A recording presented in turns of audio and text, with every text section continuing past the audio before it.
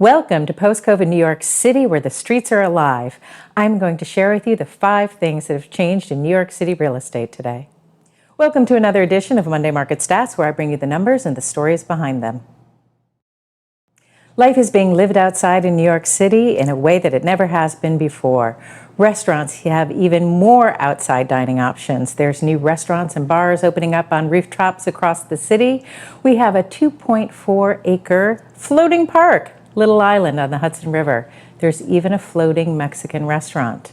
And I know in my neighborhood, many of the restaurants have live music spilling out onto the streets. It's fantastic. The luxury market came back to life. It had been slow for quite some time, but for the past 20 weeks, there have been 30 or more signed contracts above the $4 million mark. Now, what's even more remarkable is that at this time of year, we typically see a slowdown in that segment of the market, but this is no typical year. Last week, 41 contracts were signed above the $4 million mark. Many first-time buyers were finally able to get into the market. After staying home for a year, not spending money, they were able to save for that down payment. When prices came down by 10%, suddenly it was all more affordable. Now, that combined with the historically low interest rates got a lot of first-time buyers in the game this year, and I'm really proud to have represented many of them. Now, inventory has changed dramatically. We came into the year with oversupply, with about 11.7 months of supply, and now that is shifting more toward equilibrium. We are at 8.7 months supply.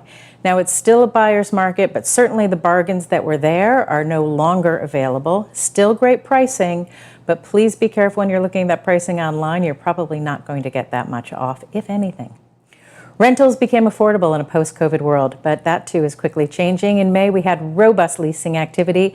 That trend has not only continued in June, but I suspect by the end of the month, we will see that the trend actually strengthened.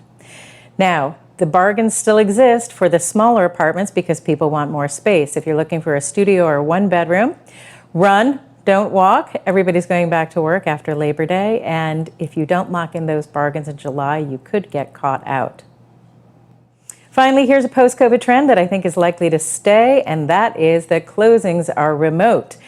They used to have everyone gather around a crowded conference table in Midtown at some attorney's office, and now we sign the papers over the course of a day, a couple of days, and I can tell you it's far less stressful for everyone involved.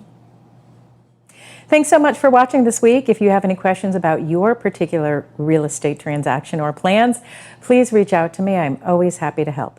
Are you one of our YouTube subscribers? If not, what are you waiting for? Do it today and never miss one of our videos. We have some great stuff coming up. We have video tours, we have more Monday Market Stats, and maybe some more surprises for you later this year.